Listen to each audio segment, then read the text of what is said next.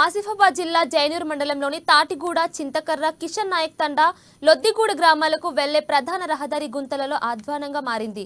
దీంతో మండలంలోని వివిధ గ్రామాల ప్రజలు సొంతంగా రాళ్లు, మట్టి పోసి రోడ్లను బాగు చేసుకున్నారు. ఇక రోడ్డు మరమ్మతులు చేయించాలని అధికారులకు ఎన్నిసార్లు ఫిర్యాదు చేసినా వారు స్పందించడం లేదన్నారు.